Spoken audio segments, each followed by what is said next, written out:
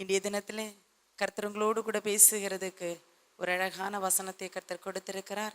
எடுத்துக்கொள்ளலாம். லூக்கா எழுதின சுவிசேஷம் 19வது அதிகாரம் அதனுடைய 42வது வசனமும் 43வது வசனமும் ஒருவர் வாசிக்கலாம். லூக்கா 19வது அதிகாரம் 42, 43 வசனங்கள். உனக்கு கிடைத்த இந்த நாளாகிலும் உன் சமாதானத்துக்கு ஏற்றவைகளை நீ அறிந்திருந்தாயானால் நலமாயிருக்கும். இப்பொழுதோ அவைகள் உன் கண்களுக்கு மறைவாயிருக்கிறது. உன்னை சந்திக்கும் காலத்தை நீ அறியாமல் போனபடியினால் உன் சத்துருக்கள் உன்னை சூழ மதில் போட்டு உன்னை வளைந்து கொண்டு எப்பக்கத்திலும் உன்னை நெருக்கி உன்னையும் உன்னிலுள்ள உன் பிள்ளைகளையும் தரையாக்கி போட்டு உன்னிடத்தில் ஒரு கல்லின் மேல் ஒரு கல்லிராதபடிக்கு செய்யும் நாட்கள் உனக்கு வரும் என்றார். ஹல்லேலூயா, ஹல்லேலூயா. உங்களுக்கு இஸ்ரவேல் ஜனங்களை நன்றாக தெரியும் இல்லையா? எப்படி தெரியும்? வேத வசனத்தின் மூலமாக இல்லையா? வேதத்தை நம்ம படிக்கிறதுனால தேவனுக்கு பிரியமான ஒரு ஜனம் இருந்தது. அது இஸ்ரவேல் ஜனம். அவருடைய ஜனமாய் அவர் தெரிந்து கொண்ட ஜனம். யாரை அழைத்து அவர் இஸ்ரவேல் ஜனங்களை அவர் தெரிந்து கொள்றாரு? யாரை அழைக்கிறார்? அவர் ஆபிரகாமை அழைக்கிறாரு. நீ வா என்று சொல்றாரு இல்லையா? மோசேயை அவர்களை வழிநடத்தும்படியாக தெரிந்து கொண்ட ஒரு பாத்திரம். ஆனால் இஸ்ரவேல் ஜனங்களை அவருக்கென்று ஒரு ஜனத்தை தெரிந்து கொள்ளுகிறதுக்கு, அவருக்கென்று ஒரு ஜனத்தை ஏற்படுத்த ஆபிரகாமே அவர் அழைக்கிறார் இல்லையா? ஆபிரகாம் தேவன் அழைக்கிறதுக்கு முன்பாக தேவன் யாரென்று ஆபிரகாமுக்கு தெரியாது. இப்படி ஒரு தேவன் இருக்கிறார், இப்படிப்பட்ட ஒரு தேசத்துக்கு நாம் கடந்து போவோம், இப்படி ஒரு சந்ததிக்கு நான் தகப்பனாவேன், அப்படி ஒன்றுமே யாருக்கு தெரியாது? ஆபிரகாமுக்கு தெரியாது இல்லையா? இங்க பாருங்க, லூக்கா 19வது அதிகாரத்துல என்ன குறிப்பிடுகிறார் என்றால், உனக்கு கிடைத்த இந்த நாளாகிலும் உன் சமாதானத்துக்கு ஏற்றவைகளை நீ அறிந்திருந்தாயானால் நலமாயிருக்கும் அவர் சொல்றாரு. பாருங்க, ஏன் இந்த வசனத்தை அவர் அங்க சொல்றாரு? உனக்கு கிடைத்த இந்த நாளிலாகிலும், நமக்கு கிடைக்கிற இந்த நாள் இருக்கு இல்லையா? ஒவ்வொரு நாளும், ஒவ்வொரு நிமிஷமும், ஒவ்வொரு வினாடியிலும் அவர் சொல்றாரு, உனக்கு கிடைத்த இந்த நாளிலாகிலும் உன் சமாதானத்துக்கு ஏற்றவைகளை நீ அறிந்திருந்தாயானால் நலமாயிருக்கும் அப்படின்னு சொல்றாரு. நம்முடைய சமாதானத்துக்கு ஏற்றவைகளை நாம் அறிந்திருந்தோமானால் அது நலமாயிருக்கும் என்று அவர் சொல்றாரு. ஆனா இந்த இடத்துல அவர் யாரை குறித்து பேசுகிறார் என்றால், இஸ்ரவேல் ஜனங்களை குறித்து தான் அவர் பேசுறார். அந்த இஸ்ரவேல் ஜனத்தாரிடத்துல தான் அவர் பேசுறாரு. ஆனா இந்த வேத வசனம் என் இருதயத்தை ரொம்ப ஆழமாக தொட்டது. கிறிஸ்து இயேசு இந்த உலகத்துக்கு அவர் வந்து அவர் பாடுகளை அனுபவித்து அவர் சிலுவையிலே மரிக்கும் பொழுது அவருடைய இரத்தத்தை நமக்காக சிந்தினார். எதற்காக இயேசு இந்த உலகத்துக்கு வந்தார்? எதற்காக அவர் சிலுவையிலே அறையப்பட்டார்? எதற்காக அவருடைய இரத்தத்தை நமக்காக சிந்தினார்? எதற்காக அவர் 3வது நாள் மீண்டும் உயிரோடு கூட எழுந்திருந்தார்? நமக்காக அல்லவா? நம்முடைய சமாதானத்திற்காக, நம்முடைய மீட்பிற்காக. அப்ப சமாதானம் இல்லாமல் இருக்கிற ஒரு ஜனத்திற்காக, ஒரு மீட்பில்லாத இருக்கிற ஒரு ஜனத்திற்கு மீட்பை கொடுக்கும்படியாக தேவன் அவருடைய ஒரே குமாரனை இந்த உலகத்துக்கு அவர் அனுப்புகிறார். ஏன் இந்த பகுதியை அவர் சொல்லுகிறார் என்றால், இதுக்கு முன்பான பகுதியை நீங்கள் வாசித்தீர்களானால் அவர் கழுதையின் மேல் ஏறி வருகிறார். எவருமே ஏறியிராத ஒரு கழுதையின் மேல் இயேசு கிறிஸ்து ஏறி வருகிறார். அவர் ஓசன்னா என்று அவர் பாடி அவரை வரவேற்கிறார். அவர் சொல்றாரு, கர்த்தருடைய நாமத்தினாலே வருகிற ராஜா ஸ்தோத்தரிக்கப்பட்டவர், பரலோகத்திலே சமாதானமும் உன்னதத்திலே மகிமையும் உண்டாவதாக என்று மிகுந்த சத்தத்தோடு தேவனை புகழ்ந்தார்கள் என்று சொல்லி அவர் தேவனை புகழ்கிறார்கள்.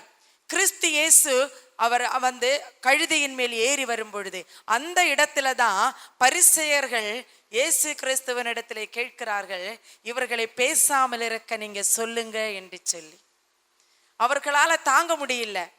கிறிஸ்து இயேசுவை ராஜா என்று சொல்லி அவரை புகழ்ந்த, தேவனுடைய நாமத்தை புகழ்ந்தபடியினாலே அவர்கள் நினைக்கிறார்கள், இஸ்ரவேல் ஜனங்கள் நினைக்கிறது, அவருடைய தேவனை தவிர வேறு ஒருவனும் இல்லை இந்த பூமியிலே ராஜாவா இருக்கிறதுக்கு, தேவன் மட்டும்தான், அவர் மட்டும்தான் எங்களுக்கு தேவன், அவரை அல்லாமல் வேறு ஒருவனும் எங்களுக்கு இல்லை என்று சொல்லி அவர்கள் நம்பப்படுகிறார்கள். அவருடைய விசுவாசம் அப்படி இருந்தபடியினால் கிறிஸ்து இயேசுவை அவர்கள் ஏற்றுக்கொள்ளவில்லை. இயேசு கிறிஸ்துவை ஏற்றுக்கொண்ட நாமாவது இந்த நாளிலே உன் சமாதானத்துக்கு ஏற்றவைகளை நீ அறிந்திருந்தாயானால் நலமாயிருக்கும். இப்பொழுதோ அவைகள் உன் கண்களுக்கு மறைவாயிருக்கிறது. இஸ்ரவேல் ஜனங்களுக்கு மறைவாயிருக்கிறது. ஆனா உங்களுடைய கண்களுக்கு அது எப்படி இருக்கிறது? வெளியரங்கமாயிருக்கிறது இல்லையா? வெளியரங்கமாயிருக்கிற இந்த சமாதானத்தை நாம பெற்றுக்கொண்டோமா என்பதுதான் இப்ப கேள்வி. வெளியரங்கமாயிருக்கிற இந்த இஸ்ரவேல் ஜனங்களுக்கு இது மறைவாயிருக்கிறது. ஆனால் உங்களுக்கும் எனக்கும் இது வெளியரங்கமாயிருக்கிறது. கிறிஸ்து இயேசு நம்மளை ரட்சித்திருக்கிறார். அவர் ரட்சகராய் நாம் ஏற்றுக்கொண்டிருக்கிறோம். நாம் ஞான ஸ்நானம் எடுத்திருக்கிறோம். நாம் அபிஷேகம் பண்ணப்பட்டிருக்கிறோம். ஆனாலும் கிறிஸ்துவனுடைய சமாதானத்தை நாம் பெற்றுக்கொண்டோம் என்பது கேள்விக்குறியாயிருக்கிறது. எனக்கு ரொம்ப வேதனையா இருந்தது. நான் சாயங்கால வேளையில படுத்து தூங்கி கொண்டிருந்தேன். நல்ல தூக்கம், ஆழ்ந்த தூக்கத்தில் இருக்கும் பொழுது ஆண்டவர் எனக்கு ஒரு வசனத்தை அவர் நினைப்பூட்டினார். நாம் எடுத்துக்கொள்ளலாம். ஏசாயா 49வது அதிகாரம், ஏசாயா 49வது அதிகாரம் அதனுடைய 15 16 வசனங்களை ஒருவர் வாசிக்கலாம். ஏசாயா 49வது அதிகாரம் 15 16 வசனங்கள். ஸ்திரீயானவள் தன் கர்ப்பத்தின் பிள்ளைக்கு இறங்காமல் தன் பாலகனை மறப்பாளோ அவர்கள் மறந்தாலும் நான் உன்னை மறப்பதில்லை. இதோ என் உள்ளங்கைகளில் உன்னை வரைந்திருக்கிறேன். உன் மதில்கள் எப்போதும் என் முன் இருக்கிறது என்று சொல்லி. அப்ப இந்த வசனத்தை எனக்கு அவர் நினைப்பூட்டும் பொழுது எனக்கு ரொம்ப ஆச்சரியமா இருந்துச்சு. அந்த வசனத்தை அப்படியே எனக்கு நல்ல ஆழ்ந்த தூக்கத்தில் இருக்கும் பொழுது, ஸ்திரீயானவள் தன் கர்ப்பத்தின் பிள்ளைக்கு இறங்காமல் தன் மாலகனை மறப்பாளோ, அவள் உன்னை மறந்தாலும் நான் உன்னை மறப்பதில்லை, உன் மதல்கள் எப்பொழுதும் எனக்கு முன்பாக இருக்கிறது என்று சொல்லி. அப்போ இது மதல்கள் என்று சொன்னால் என்ன என்பது எனக்கு தெரியாது. அப்போ இந்த மதல்கள் என்று சொன்னால் என்ன ஆண்டவரே? ஏன் மதல்கள் உமக்கு முன்பாக நிற்கிறது? அப்படி இருந்தால் இந்த மதல்கள் என்பது என்ன என்பதை நான் யோசிக்க ஆரம்பித்தேன். ஆண்டவர் அப்போ உடனே அடுத்த வசனத்தை அவர் என்னுடைய இருதயத்தில் அவர் பேசினாரு. என் தேவனாலே நான் ஒரு மதிலை தாண்டுவேன், தேவனாலே நான் ஒரு சேனைக்குள் பாய்ந்து செல்வேன், உம்மாலே நான் ஒரு மதிலை தாண்டுவேன் அப்படி என்று சொல்லி 1 சாமுவேலையும் இருக்கிறது, இதை சங்கீதத்திலையும் இருக்கிறது. 2 வசனங்களை நீங்க வாசித்து பார்த்தீங்கன்னா, இப்ப நீங்க எடுக்க வேண்டாம், அந்த சாமுவேலுடைய பகுதிகளில் வாசித்தாலும் ஒரே மாதிரி தான் இருக்கும், அது சங்கீத பகுதியில் வாசித்தாலும் ஒரே மாதிரி தான் இருக்கும்.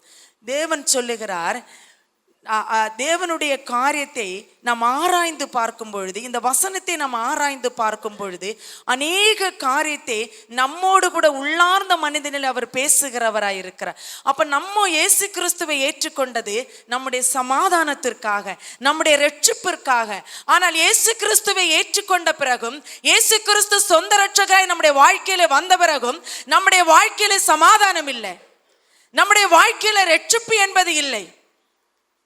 அப்ப இது என்ன ஒரு ரட்சிப்பு நமக்கு வந்தது? நம்ம எப்படிப்பட்ட இயேசு கிறிஸ்துவை நம்ம ஆராதிக்கிறோம்? எப்படி இயேசு கிறிஸ்து நம்முடைய வாழ்க்கையில அவர் இருக்கிறார்? இது சிந்திக்க வேண்டியதா இருக்கிறது இல்லவா?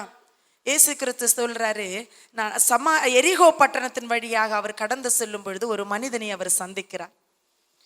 நமக்கு எரிகோ கோட்டை தெரியும் இல்ல? எரிகோ பட்டணத்துக்குள்ள அவர் பிரவேசிக்கும் போது ஒரு மனுஷனை அவர் சந்திக்கிறார். யார் என்று சொல்ல முடியுமா? எரிகோ பட்டணத்திலே ஒரு மனிதனை அவர் சந்தித்தார். யாரு? தெரியல. எரிகோ பட்டணத்துல சந்தித்த மனுஷன் உங்களுக்கு தெரியாதா? எரிகோ கோட்டை தெரியும் இல்லையா? ஆனா எரிகோ பட்டணத்துல சந்தித்த மனிதனு தெரியாது. ஆனா நான் பேரு சொன்ன உங்களுக்கு எல்லாருக்கும் தெரியும். சக்கேயு. சக்கேயுங்கிற மனிதனை எரிகோ பட்டணத்திலே இயேசு கிறிஸ்து சந்தித்தான். அதற்கு முன்பாக இயேசு கிறிஸ்து அவனை சந்திக்கிறதுக்கு முன்பாக சில காரியங்கள் அங்கே குறிப்பிட்டிருக்கிறது பாருங்க. அவர் எரிகோவில் பிரவேசித்து அதன் வழியை நடந்து போகையில் ஆயக்காரருக்கு தலைவனும் ஐஸ்வர்யவானுமாயிருந்த சக்கேயு எனப்பட்ட ஒரு மனுஷன் இயேசு எப்படிப்பட்டவரோ என்று அவரை பார்க்க வகை தேடினான். அவன் குள்ளனானபடியால் ஜனக்கூட்டத்தில் அவரை காணக்கூடாமல் அவர் போகும் வழியிலே முன்னாக ஓடி அவரை பார்க்கும்படி ஒரு காட்டத்தி மரத்திலே ஏறினான். ஹல்லேலூயா. இயேசு கிறிஸ்துவை பார்க்கும்படியாக அவன் ஒரு காட்டத்தி மரத்தின் மேலே ஏறுறான். யாரை பார்க்கும்படியாக? இயேசு கிறிஸ்து எரிகோ பட்டணத்துக்குள் வருகிறார் என்கிற செய்தியை அவன் கேட்கும் பொழுது அவருக்கு முன்பாக அவன் ஓடுகிறான். அவனுடைய வாஞ்சியை நீங்க பாருங்களேன். இயேசு கிறிஸ்து வருகிற வழியே அவர் வருகிறார் என்று அவர் அறிந்து அவருக்கு முன்பாக ஓடுகிறான். அவன் வாஞ்சியோடு ஓடுகிறான். நாம அப்படி ஓடுகிறோமா? நாம் இயேசு கிறிஸ்துவை சொந்த இரட்சகராய் நம்ம ஏற்றுக்கொண்டு நாம் அவருடைய பிள்ளையாய் மாறினோம். அவரும் நம்மளை அவர் பிள்ளையாக ஏற்றுக்கொண்டு அந்த புத்திர ஸ்வீகாரத்தை உங்களுக்கு கொடுத்திருக்கிறார். ஆனா அவருடைய பிள்ளையாய் நீ மாறின பிறகு அவரை வாஞ்சியோடு கூட தேடி இருக்கிறாயா? என்றைக்காகலும் ஒரு நாள் நீ வாஞ்சியோடு கூட தேடி இருக்கிறாயா? கடமைக்காக தேடி இருக்கிறோம். நான் கிறிஸ்தவள், நான் இயேசுவை ஏற்றுக்கொண்டேன், அதனால நான் ஜெபிக்கணும், பரலோக ராஜ்யத்துக்கு நான் போகணும், அதனால நான் ஆண்டவருடைய வசனத்தை நான் வாசிக்க வேண்டும், அவருடைய கட்டளைகளை நான் கை கொள்ள வேண்டும் என்று சொல்லி நாம் இப்படி அநேக காரியங்களை கடமைக்காக நாம் செய்கிறோம். நம்ம ஏற்றுக்கொண்டு விட்டோம் இல்லையா இயேசு கிறிஸ்துவை, நம்ம ரட்சிக்கப்பட்டோம் இல்லையா, அதனால கடமைக்காக தான் நம்ம எல்லாவற்றையும் செய்கிறோமே தவிர. இங்க பாருங்க, அவன் ஐஸ்வர்யவானாயிருந்தான், அவன் ஒரு ஆயக்காரனாயிருந்தான், அவன் வரிகளை வசூலிக்கிறவனாயிருந்தான், அவன் மேன்மையுள்ளவனாயிருந்தான், அவன் உயர்ந்தவனாயிருந்தான் அந்த பட்டணத்திலே. ஆனால் நம்ம இயேசுவை பார்க்க வேண்டும் என்று சொல்லி வாஞ்சையோடு அவர் வருகிறவர். அவன் கேள்விப்பட்ட போது அவர் எப்படிப்பட்டவரோ என்று அறியும்படியாக அவருக்கு முன்னாக அவன் ஓடினான். அப்போ நாம எப்படி இருக்கணும்? முன்னமே ஓடுகிறவர்களாய் இருக்கணும். பிரச்சனை வரும்பொழுது தேவனை தேடுகிறவர்களாய் அல்ல, தேவைகள் வரும்பொழுது தேடுகிறவர்களாய் அல்ல. எனக்கு ஒரு தேவை இருக்கிறது, என்னுடைய தேவையை சந்திக்கப்பட வேண்டும் என்று தேடுகிறவர்களாய் அல்ல. என் தேவன் என்னோடு கூட இருக்கிறார், அவர் என்னை ரட்சித்து இருக்கிறார், அவர் என்னை மீட்டு இருக்கிறார், நான் அவனை தேட வேண்டும் என்று சொல்லி முன்னதாகவே விழித்து கொள்ள வேண்டும். நாம் அதிகாலை தோறும் என்னை நோக்கி கூப்பிடுகிறவன் என்னை கண்டடைவான் என்று தேவன் சொல்லுகிறார். ஆனா நம்ம அதை செய்கிறோமா? இயேசு வருகிறார், அவர் எப்படிப்பட்டவர் என்னே அவருக்கு தெரியாது. சக்கேயுக்கு இயேசு எப்படிப்பட்டவர் என்று தெரியாதுங்க. தெரியாத ஒரு மனுஷன் முன்னாக ஓடுகிறான், அவன் வாஞ்சியாய் ஓடுகிறான், அவர் எப்படிப்பட்டவர் என்று அறிய வேண்டும் என்று சொல்லி. ஆனா இயேசு கிறிஸ்துவை அறிந்த நாம் அவர் எப்படிப்பட்டவர், அவர் வசனம் எப்படிப்பட்டது, அவருடைய ராஜ்யம் எப்படிப்பட்டவர், அது அவருடைய நீதி எப்படிப்பட்ட இருக்கிறது, அவருடைய பரலோக ராஜ்யம் எப்படிப்பட்டதா இருக்கிறது, தேவன் எப்படிப்பட்டவராய் இருக்கிறார் என்று சொல்லி அறிந்து கொள்ள நமக்கு வாஞ்சை இல்லை. அப்ப நம்ம என்ன செய்யணும்? கிறிஸ்துவை ஏற்றுக்கொண்ட ரட்சிக்கப்பட்டவர்கள் நாம் என்ன செய்ய வேண்டும் என்று சொன்னால், வாஞ்சையோடு கூட அவரை தேட வேண்டும். நம்முடைய இருதயம் வாஞ்சித்து கதறணும். வாஞ்சியோடு கூட தேடும் பொழுதுதான் நாம் அதை கண்டடைய முடியும், நம் நித்திய ஜீவனை நாம் பெற்றுக்கொள்ள முடியும். அதுதான் அவர் சொல்றாரு, உனக்கு கிடைத்த இந்த நாளிலாகிலும் உன் சமாதானத்துக்கு ஏற்றவைகளை நீ அறிந்திருந்தாயானால் நலமாயிருக்கும். இப்பொழுதோ அவைகள் உங்கள் கண்களுக்கு மறைவாயிருக்கிறது. இஸ்ரவேல் ஜனங்களுக்கு அது மறைவாயிருக்கிறது, ஆனால் உனக்கும் எனக்கும் அது மறைவாயில்லை. அவர் இயேசு கிறிஸ்துவ நம்மை ரட்சிக்க வந்த ரட்சகர் என்று நமக்கு தெரியும். தேவனை தெரிந்து கொள்ளுகிறதுக்கு அவர் ஒரு வழி என்று நமக்கு தெரியும். அவர்தான் நமக்கு வாசல் என்று நமக்கு தெரியும். அவர் வழி அல்லாமல் தேவனிடத்தில் பிரவேசிக்க முடியாது என்று நமக்கு தெரியும். தெரியாத ஒரு மனிதனாகிய சக்கேயு அவரை தெரியும்படியாக அவன் வாஞ்சியாய் ஓடுகிறான். நமக்கு அந்த வாஞ்சை இல்லை பாருங்க. எனக்கு அருமையான தேவனுடைய பிள்ளைகளே, வாஞ்சியோடு கூட நீ ஓடுவாய் என்றால் இந்த நாள் உனக்கு நஷ்டமடையாது.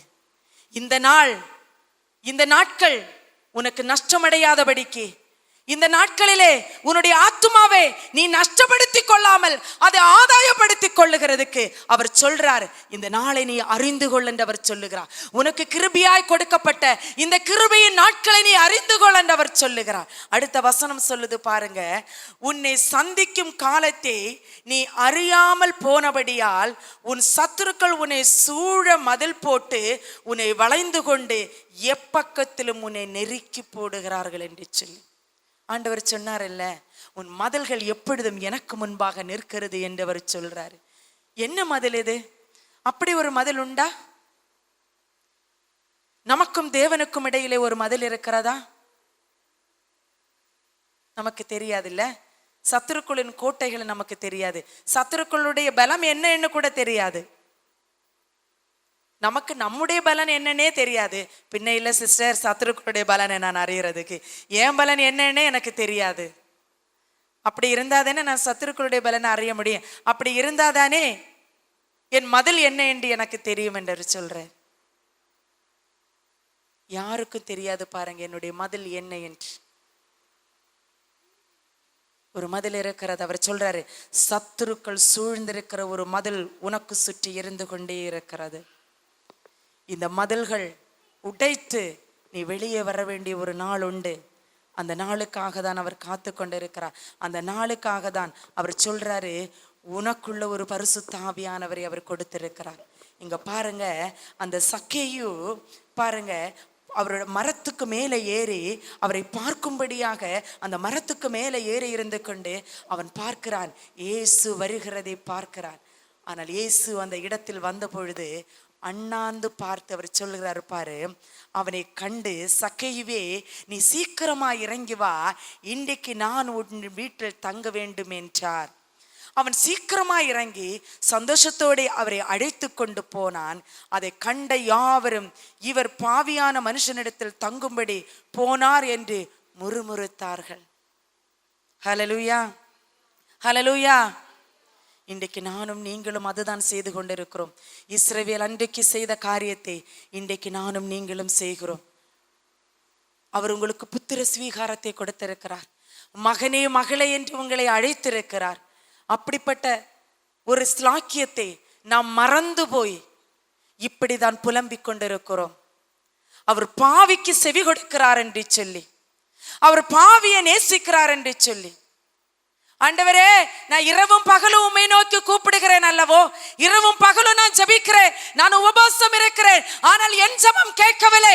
ஆனால் என் சத்துருவோ அவன் செழித்து வாழ்கிறான், அவன் செழித்திருக்கிறான், அவனுக்கு எந்த குறைவும் இல்லை, அவனுக்கு எந்த குறைபாடும் இல்லை, அவன் நன்மைகளினால் புஷ்டியாய் புசித்தும் குடித்தும் அவன் இருக்கிறான். நானோ அப்பத்துக்கு இறந்து நடக்கிறேன் என்று சொல்லி புலம்பிக் கொண்டிருக்கிறீர்கள். ஆனால் பாருங்க, சக்கேயனுடைய வாழ்க்கையில கிறிஸ்து இயேசு வரும்பொழுது அவன் சொல்லுகிறான், மனிதர்கள் பேசுகிற வார்த்தைகள் அவன் காதுகளிலே விழுகிறது. அவன் சொல்றான், இயேசுவே நான் யாரிடத்திலாவது நான் அதிகமாய் வஞ்சித்து நான் அதிகமாய் நான் வாங்கி இருந்தால் நான் இரட்டத்தனையா நான் அவர்களுக்கு கொடுக்கிறேன் என்று சொல்லுது. இயேசுவை காணாமல் இருந்த, இயேசு யார் என்று தெரியாது, இயேசுவை பற்றி அறிய வேண்டும் என்று இருந்த அந்த மகனுடைய வாழ்க்கையில இயேசு வரும்பொழுது ஒரு காரியம் நடக்குது பாருங்க. அவன் மனஸ்தாபப்படுகிறான். நம்ம இயேசு கிறிஸ்துவினுடைய இரத்தத்தினால கழுவப்பட்டிருக்கிறோம். பரிசுத்த ஆவியானுடைய அபிஷேகம் நமக்குள் வந்திருக்கிறது. தினந்தோறும் ஆலயத்தில் செல்லுகிறோம். வாரந்தோறும் எல்லா ஞாயிற்றுக்கிழமையும் நம்முடைய கடமைகளை முடிக்கிறதுக்கு முன்பாக ஆலயத்தில் சென்று அவரை ஆராதிக்கிறோம். நம்முடைய காணிக்கைகளை அவருக்கு செலுத்துகிறோம். எல்லாவற்றையும் நீங்கள் செலுத்துகிறீர். ஆனால் பாவ மன்னிப்பு என்பதை பெற்றுக்கொண்டோம் என்கிற நிச்சயத்தை நீங்கள் யாராகிலும் பெற்றுக்கொண்டிருக்கிறீர்களா? நாம சொல்றோம் பாவ மன்னிப்பை நாம பெற்றுக்கொண்டிருக்கிறோம். நான் பாவம் செய்யவில்லை, நாங்க இயேசு கிறிஸ்துவுடைய பிள்ளைங்க, எங்களுக்கு ஏசப்பா எல்லாவற்றையும் செய்கிறார், என் ஏசப்பா எங்களை காப்பாற்றுவார் என்று சொல்லுகிறீர்கள். ஆனால் சக்கியனுடைய வாழ்க்கையில் இயேசு கிறிஸ்து வரும் பொழுது அவனுடைய தவறுகளை அவன் உணர்ந்து கொள்ளுகிறான். ஏன் இந்த இடத்தை நான் உங்களுக்கு சுட்டி காட்டினேன் என்றால், இன்றைக்கு சாயந்தரம் தேவன் என்னோடு கூட பேசின வார்த்தைகள் அதுதான். நான் எப்பொழுதும் சொல்லுவேன் என் கணவரிடத்தில் நான் சொல்லுகிறது எப்பவுமே, என்னை யாராகிலும் ரொம்ப என்னை கடின வார்த்தைகள் மூலமா என்னை ரொம்ப காயப்படுத்தி விட்டாருன்னா எனக்கு ரொம்ப வைராக்கியம் வந்துடும். அப்படிதான் ரட்சிப்புக்குள்ள நான் வந்தேன். ஜெபிக்க தெரியாது, பைபிள் வாசிக்க தெரியாது, நீங்க கிறிஸ்டியன் தானா அப்படியெல்லாம் என்னுடைய அக்காளிடத்துல என்னை குறித்தான குறைகளை பேசி அவர்கள் ஏளனம் செய்த வார்த்தைகள் என் இருதயத்திலே குத்தப்பட்டது. எனக்கு அது வேதனைகளை உண்டாக்குனது. என்னுடைய வாழ்க்கையில அப்படிப்பட்ட நாட்களை வராமல் இருந்தால் நல்லது என்று, நலமாயிருந்தது என்று சொல்லி, நலமாயிருக்கும் என்று சொல்லி அநேக நாட்கள் நான் அன்றைய தினத்தில் நான் சிந்தித்ததுண்டு. அன்றைக்கு எனக்குள்ள ஒரு வைராக்கியம் வந்தது. ஜெபம் என்றால் என்ன? கிறிஸ்துவை இரட்சகராய் ஏற்றுக்கொள்ளுகிறது என்றால் என்ன? பரிசுத்த ஆவியானுடைய அபிஷேகம் என்றால் என்ன? எப்படி பரிசுத்த ஆவியானுடைய அபிஷேகத்தை பெற்றுக்கொள்ளுகிறது? எப்படி ஜெபிக்கணும்? எப்படி வசனம் வாசிப்பது என்று சொல்லி நான் கிறிஸ்தவ குடும்பத்திலே வாழ்ந்தவள். என்னுடைய தாயார் ஓயாமல் முழங்காலே நிற்கிற ஒரு தாய். என் நேரமும் முழங்காலே நிற்பார்கள். அவர்கள் என்ன ஜெபிக்கிறார்கள் என்று நான் காதுவடுத்து கேட்டதில்லை. அவர் எப்பொழுதும் இடைவிடாமல் வேதத்தை வாசிக்கிற ஒரு தாய் என்னுடைய தாய். அவர்கள் என்ன வேதம் வாசிக்கிறார்கள் என்று நான் கேட்டதில்லை. ஆனால் நான் பார்க்கும் பொழுதெல்லாம் அவருடைய மடிகளே எப்பொழுதும் வேத புஸ்தகம் தான் இருக்கும். எப்பொழுதும் அதை புரட்டி வாசித்துக் கொண்டு, அவர்களுக்கு அது புரியுதா இல்லையா என்று கூட எனக்கு தெரியாது, அந்த வசனங்கள் அவர்களுக்கு புரியுமா என்று கூட எனக்கு தெரியாது. ஆனால் எப்பொழுதும் அந்த வேத வசனத்தை வாசித்துக் கொண்டே இருப்பார்கள். எப்பொழுதும் அவர்கள் முழங்காலே ஜபித்துக் கொண்டே இருப்பார்கள். அப்படிப்பட்ட ஒரு தாயுடைய வயிற்றில் பிறந்த நான், எனக்கு எப்படி ஜபிக்க தெரியாது என்று இவர்கள் சொல்லுகிறார்கள். எனக்கு எப்படி வேதம் வாசிக்க தெரியாது என்று சொல்லுகிறார்கள். எப்படி இவள் இருக்கிறாள் என்று சொல்லி அவர்கள் ஏளனம் செய்கிற வார்த்தைகள், என்னுடைய சகோதரிடத்தில் சொல்லுகிற வார்த்தைகள் என்னுடைய காதுகளிலே வந்து எட்டினது. அப்படிதான் என் கணவர் சொன்னார், உன்னுடைய வாழ்க்கை ஃபெயிலியர் என்று சொல்லி. யாருடைய வாழ்க்கை ஃபெயிலியர் ஆயிருக்கிறது? தேவன் என்னோடு பேசினார். தாய் மறந்தாலும் நான் உன்னை மறவேன், நான் உன்னை உள்ளம் கையில் வரைந்திருக்கிறேன், உன் மதில்கள் எப்பொழுதும் எனக்கு முன்பாக இருக்கிறது என்று சொல்லி இந்த வசனத்தை அநேக காரியங்களின் மூலமாக நான் ஆராய்ந்து பார்த்தேன். அநேக வேத வசனங்களை நான் என் கணவனாரோட சொல்லி நான் அந்த வார்த்தைகளை எடுத்து நான் ஆராய்ந்தேன். என்ன இந்த மதில்கள் என்று சொல்லி, நம்மளை சுற்றி ஒரு சத்ருவின் கூட்டம் மதில்களை போல் எழும்பி நிற்கிறது. ஆனால் ஆண்டவர் சொல்லுறார், உனக்குள்ளே இருக்கிற பரிசுத்த ஆவியானவர் அவர் பெரியவராயிருக்கிறார். அதை நீ மறந்து தூங்குனா என்றால், நீ மறந்து போனாய் என்றால் அந்த சத்துருக்குள் ஜெயமெடுக்கும் என்று அவர் சொல்லுகிறார். பிறகு நீ ஐயோ அம்மா என்று கதறியும் பிரயோஜனம் இல்லை. இயேசுவே என்னை ரட்சித்துக் கொள்ளுங்கள் என்று சொன்னாலும் நான் உன்னை அறியேன் என்று சொல்லி அவர் விட்டு விடுவார். நான் உன்னை அறியேன் என்று சொல்லி நான் தூக்கத்திலிருந்து உணர்ந்து எழும்பிக் கொண்டேன். நான் இந்த இடத்துல வருகிறதுக்கு முன்பாகவே நான் மனதுக்குள்ளே நினைத்தேன், வா நம்ம போகலாம், இன்றைக்கு அண்ணன் சொல்லுகிறார் இன்றைக்கு நீ மெசேஜ் கொடுக்க வேண்டும் என்று சொல்லி என்று. அவர்கள் என்னை கூப்பிடும் பொழுது நான் நினைத்தேன், இன்றைக்கு என் கணவர் அவர் மெசேஜ் கொடுத்தால் போதும், நான் கொடுக்க வேண்டாம். ஆனால் தூக்கத்திலே தட்டி எழுப்பி அவர் சொன்னார், துரிதமாய் நீ துரிதமாய் செயல்படாவிட்டால் சத்ரு உன்மேல் ஜெயம் எடுக்கிறதை நீ காண்பாய். இதற்கு முன்பாக ஒரு நாள் நீ எப்படி வைராக்கியமாய் எழும்பினாயோ, உன்னை குற்றப்படுத்தும் பொழுது, உன்னை நிந்திக்கும் பொழுது, உன்னை அவமானப்படுத்தும் பொழுது நீ எப்படி எழும்பி நின்றாயோ அப்படியே நீ எழும்பி என்று அவர் சொன்னார். நீ எழும்பி நில் என்று அவர் சொன்னார். உன்னை போக வேண்டிய தூரம் வெகு தூரமாயிருக்கிறது என்று சொல்லி நான் வருகிற வழியிலே ஆண்டவர் என்னோடு கூட பேசினார். வேசியிலே மடியிலே படுத்துக் கொண்டிருந்த ஒரு மனிதனை குறித்து, அந்த மனிதனுக்கு தேவன் அபார ஒரு சக்தியை கொடுத்திருந்தார், எவரும் அவனை வெல்ல முடியாது என்று சொல்லி. ஆனால் அவன் அவருடைய நிலையும் விலையும் மறந்து போய்விட்டான். அவன் யார் என்பதை மறந்து விட்டபடியினாலே ஒரு நிமிடம் தேவன் அவனை கைவிட்டு விட்டார். ஆனால் திரும்ப எழும்பி நின்றான். அந்த சிம்சோனை என் நினைவுக்கு அவர் கொண்டு வந்தார். நீ விழுந்து போகாதிருக்க எழும்பி நில் என்று அவர் சொல்லுகிறார். ஆனால் என்னை கேட்டுக்கொண்டிருக்கிற அருமையான சகோதரிகளே, தேவன் சொல்லுகிறார், உன்னை அழைக்கப்பட்ட போது நீ இயேசு கிறிஸ்துவுடைய இரத்தத்தினால் நீ கழுவப்பட்டாய், அபிஷேகம் பண்ணப்பட்டாய். கிறிஸ்து இயேசுவுக்கண்டு வாழ உனக்கு ஒரு புத்திரோசி விகாரத்தை கொடுத்து அவர் அழைத்திருக்கிறார். ஆனால் உன்னை சுற்றி சத்துருக்கள் சூழ்ந்து கொண்டிருக்கிறார்கள். உன்னை தட்டி எழுப்புகிறதுக்கு உன் கணவரை வைத்திருக்கலாம். நீ வஞ்சிக்கப்படாதபடிக்கு எழும்பி நீ ஆயத்தப்படும்படியாக நீ வஞ்சித்து விடுவாய். அன்றைக்கு ஏதேன் தோட்டத்தில் ஏவாள் எப்படி வஞ்சிக்கப்பட்டாளோ அப்படியே நீ வஞ்சித்து விடுவாய். ஆனால் வஞ்சிக்கப்பட்டவளாய் நீ நிற்காதபடிக்கு புருஷனுக்கு நீ கீழ்ப்படி, எழும்பி நில் என்றவர் சொன்னார்.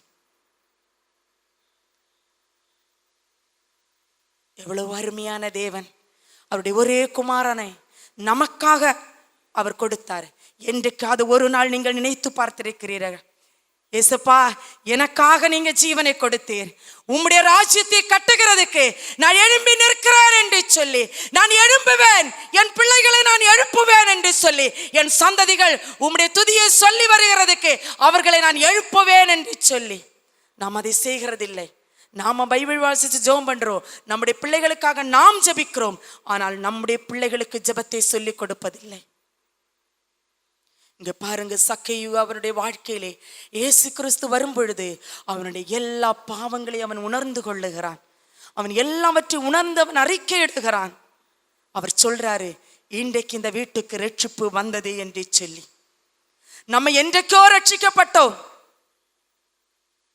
ஆனால் நம்முடைய வாழ்க்கையில எந்த மாறுதலும் இல்லை. பாருங்க, நமக்கு கீழ்ப்படிதல் இல்லை.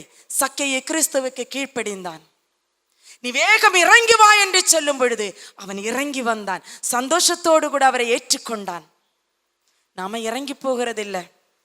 எப்பொழுதும் நாம் பெண்கள் நாம் நினைக்கிறோம், நாம எவ்வளவு கஷ்டப்பட்டாலும் பரவாயில்லை, இவங்களுக்கு கீழே நம்ம இவ்வளோ காலம் எப்படி இப்படி இருக்கிறது, எவ்வளோ கஷ்டப்பட்டாலும் யாரும் நம்மளை பார்க்கறது இல்லை, யாரும் நம்மளை விசாரிப்பார் இல்லை என்று சொல்லி அப்படி நீங்க நினைக்காதீர்கள். கிறிஸ்துவனுடைய கட்டளைக்கு நீங்கள் கீழ்ப்படிந்தீர் என்றால் அந்த சமாதானத்தை நீங்கள் பெற்றுக்கொள்வீர்கள்.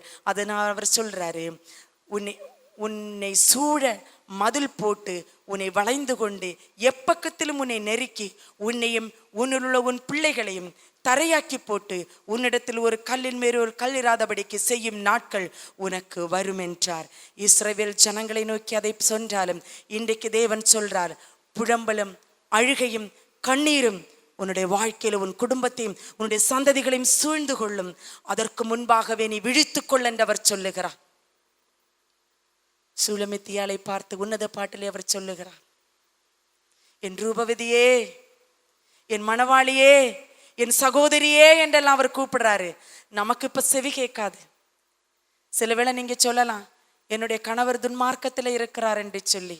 துன்மார்க்கனாயிருந்த கணவனாயிருந்தாலும் கர்த்தர் சொல்லுகிறது, நீ அடங்குகிறே என்று அவர் சொல்லுகிறார். நீ அடங்குகிறே, அப்பொழுது கர்த்தருடைய நீதி உன்னிலே விளங்கும் என்று அவர் சொல்லுகிறார். நீ காத்து கொண்ட அந்த நீதி உன் குடும்பம் முழுவதும் கர்த்தர் ரட்சிப்புக்குள்ளே கொண்டு வருவார். அந்த ரட்சிக்கப்படுகிற நாளுக்கென்று நீ விழித்துக்கொள் என்று அவர் சொல்லுகிறார். நீ தூங்கி கொண்டிருந்தாய் என்றால் அந்த நாளை நீ அறியாமல் இருப்பாய் என்று அவர் சொல்லுகிறார். ஓமைகளால் உங்களிடத்தில் அவர் கொள்ளவில்லை.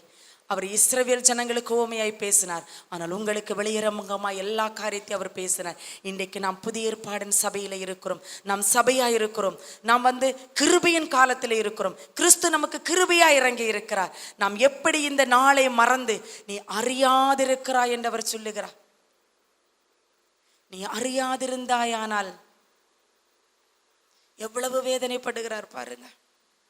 நீங்க உங்களுக்கு கண்ணுக்கு முன்பாக கிறிஸ்துவே உங்களுக்கு தெரியல, ஆனால் அவர் சொல்றார், காணாதவைகளை நீங்கள் நம்புங்கள் என்று சொல்லி. அதுதான் விசுவாசம். உங்களுக்காகவும் எனக்காகவும் அவர் பரிந்து பேசிக் கொண்டிருக்கிறார். அவர் திறப்பிலே நின்று கண்ணீர் விடுகிறார் தன் மனவாட்டிக்காக. அதை நீங்கள் உணர்ந்து கொண்டு விழித்தெழும்புங்கள் என்று அவர் சொல்லுகிறார். கர்த்தர் உங்களை ஆசீர்வதிப்பாராக. இந்த வசனத்தின் மூலமாக நாம் இருந்த இடத்திலே நம் கண்களை மூடுவோமா? ஹல்லேலூயா. உம்மை நன்றியோடு கூட துதிக்கிறோம் கர்த்தாவே. உம்மை நன்றியோடு கூட துதிக்கிறோம் தேவன் அப்பா. அநாதி சிநேகத்தினால் நீர் என்னை நேசித்தீர் கர்த்தாவே. உம்முடைய காருண்யத்தினால் என்னை இழுத்து கொண்டீர் தேவன் அப்பா. உம்முடைய அநாதி சிநேகம் தேவன் அப்பா, இன்னதென்று நான் அறியாமல் இருந்தேன் அப்பா. உம்முடைய அநாதி சிநேகத்தினுடைய ஆண்டவரே, உம்முடைய அநாதி அன்பே கர்த்தாவே, நான் ருசிக்காமல் இவ்வளவு நாள் இருந்தேன் ஆண்டவர் அப்பா. என்னை மன்னியுங்க ராஜா அப்பா. என்னை நீர் மன்னியும் தேவன் அப்பா. என்னை ஒரு விசை நீர் மன்னியும் தேவன் அப்பா. ஆண்டவரே, என் பாவத்தை நீர் கழுகி அருளுவீராக தேவன் அப்பா. ஆண்டவரே, என் பாவத்தை நீர் கழுகுவீராக தேவன் அப்பா. ஆண்டவரே, அன்றைக்கு சக்கேயு தேவன் அப்பா, ஆண்டவரே, விருப்பத்தோடு கூட வாஞ்சியோடு கூட உமக்கு முன்பாக அவன் ஓடி சென்றான் தேவன் அப்பா. உம்மை காணும்படியாக தேவன் அப்பா, அந்த இயேசுவை பார்க்க வேண்டும் என்று சொல்லி. ஆனால் அந்த இயேசுவை பார்த்த ஆண்டவரே, ருசித்த நான் ஆண்டவர் அப்பா, உம்முடைய வார்த்தையின் மூலமாக ஆண்டவரே நான் உம்மை கண்டு கொண்டேன். உம்முடைய வார்த்தையின் மூலமாக நான் உன்னை ருசித்தேன் என்று சொன்னேன். உம்முடைய ஜனங்கள் ஆண்டவர் அப்பா, ஆண்டவரே, என் மணவாளியே, என் மணவாட்டியே என்று கூப்பிடுகிற உம்முடைய ஜனங்கள் மறந்து வாழ்கிறார்கள் தேவன் அப்பா. ஆண்டவரே, புத்திரனாய் ஆண்டவரே, ஒரு புத்திர ஸ்வீகாரத்தை கொடுத்து ஒரு மகளாய் மகனாய் வாழ்கிறதுக்கு ஒரு வாய்ப்பை கொடுத்திருக்கிறார் உனக்கும் எனக்கும். அந்த வாய்ப்பை நீ வீணடிக்காதே மகளே, அந்த வாய்ப்பை நீ வீணடிக்காத மகனே. உனக்கு கொடுத்திருக்கிற இந்த வாய்ப்பை நீ பிரயோஜனப்படுத்திக்கொள். கர்த்தர் உன்னோடு கூட இருக்கிறார். தேவன் சொல்லுகிறார், இதோ நீ என்ன கேட்டாலும் நான் உனக்கு தரேன் என்று சொல்லி. நீ பரிசுத்தமாகிறதுக்கு, நீ தேவனிடத்தில் கிட்டி சேர, நீ பரலோக ராஜ்யத்துக்கு ஆயத்தமாக, நீ நித்திய ஜீவனுக்கு ஆயத்தமாக நீ என்ன கேட்டாலும் அது உனக்கு அவர் கொடுப்பார் என்று அவர் சொல்லுகிறார். ஆனா நீ அதை மறந்து, எனக்கு வீடு வேண்டும், எனக்கு பணம் வேண்டும், எனக்கு ஆண்டவரே பிள்ளைகள் வேண்டும், எனக்கு சொத்து வேண்டும், எனக்கு சுகம் வேண்டும், என் நோயிலிருந்து எனக்கு விடுதலை வேண்டும் என்றெல்லாம் நீ ஜெபித்துக் கொண்டிருக்கிறாய். கர்த்தர் சொல்லுகிறார், இவையெல்லாம் உனக்கு தேவை என்று நான் அறிந்திருக்கிறேனே, இதெல்லாம் உனக்கு கொடுப்பேன், இதெல்லாம் உனக்கு தேவை என்று எனக்கு தெரியும். ஆனால் உனக்கு தெரியாதது ஒன்று இருக்கிறது, நித்திய ஜீவன். உனக்கு தெரியாத ஒன்று இருக்கிறது, கிறிஸ்து உனக்காக ஆயத்தப்படுத்த போகிற அந்த இடம். உனக்கு தெரியாத ஒன்று இருக்கிறது,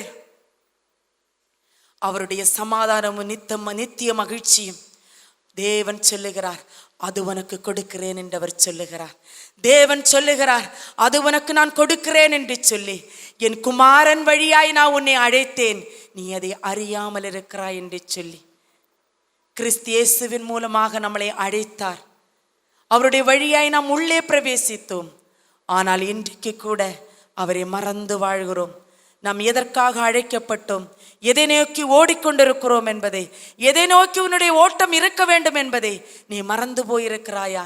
கர்த்தர் சொல்லுகிறாய், இந்த நாள் உனக்கு நான் நினைப்பூட்டுகிறேன். இந்த நாளை நீ மறந்திருந்தால், இந்த நாளை நீ அறியாமல் இருந்தால், இந்த நாளை நீ ஏற்றுக்கொள்ளாமல் இருந்தால், இந்த கிருபையினால் உன்னை விட்டு எடுபடும் பொழுது நீ கண்ணீருக்குள்ளாவாய்.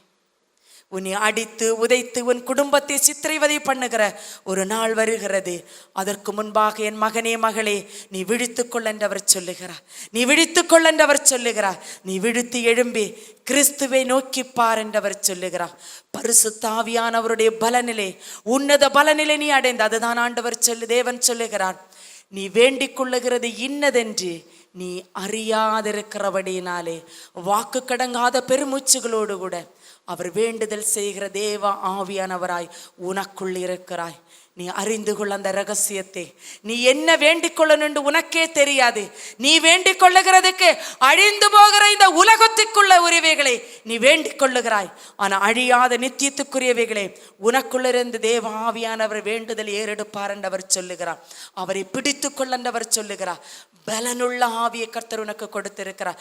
பலவீனத்தின் ஆவியை அல்ல, பலனுள்ள ஆவியை, உற்சாகத்தின் ஆவியை கர்த்தர் உனக்கு கொடுத்திருக்கிறார். நீ எழும்பி பிரகாசி என்று சொல்லுகிறார். எழும்பி என்று அவர் சொல்லுகிறார். சீயோனே நீ எழும்பி என்று சொல்லி கர்த்தர் இன்றைக்கு உனக்கு சமீபமாயிருந்து உன் அருகாமையில் இருந்து உன்னை தட்டி எழுப்புகிறார். உன் இருதயத்தை விழித்து எழும்ப நீ இடங்குடி என்றவர் சொல்லுகிறார். ஹல்லேலூயா. உம்மை நன்றியோடு கூட துதிக்கிறோம் தேவன் அப்பா.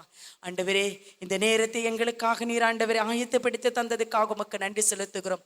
உங்க பிள்ளைகளோடு கூட நீ பேசுனதுக்காக உமக்கு நன்றி செலுத்துகிறோம். உம்முடைய வார்த்தைகள் இவர்களை விடுவிக்கட்டும் தேவன் அப்பா. ஆண்டவரே, உம்முடைய வார்த்தைகள் இவர்களை புடமிட்டு எழுப்பட்டும் தேவன் அப்பா. இவர்களை பொன்னாய் விளங்கும்படியாக கர்த்தாவே ஆண்டவரே எங்களை தாழ்த்தி உம்முடைய சமூகத்தில் ஒப்பு கொடுக்கிறோம். நாங்கள் ஆண்டவரே சிறுகவும் நீர் பெருகவும் வேண்டும் தேவன் அப்பா. எல்லாவற்றையும் உடைய கருத்தில் ஒப்பு கொடுக்கிறோம் தேவன் அப்பா. அடியாளையும் அடியாடு குடும்பத்தையும் தாழ்த்தி உடைய சமூகத்தில் ஒப்பு கொடுக்கிறேன். நீர் பொறுப்படுத்திக் கொள்ளும். துதி கன மகிமையெல்லாம் உமக்கு ஒருவர் கேர் எடுத்துக்கொண்டு இயேசு கிறிஸ்துவின் மூலம் ஜெபத்தை கேளும் நல்ல பிதாவே, ஆமீன்.